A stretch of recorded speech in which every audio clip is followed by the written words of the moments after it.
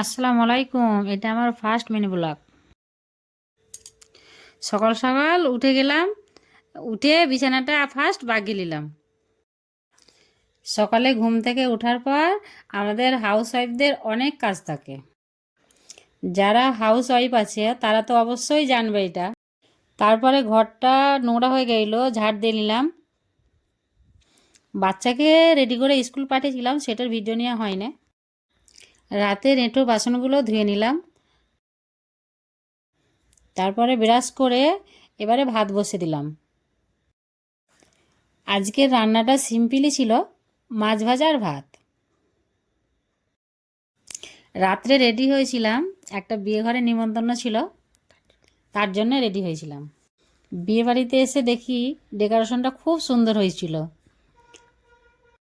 বর বউকে গিফটটা দিয়ে এসেই খেতে বসে পড়েছিলাম।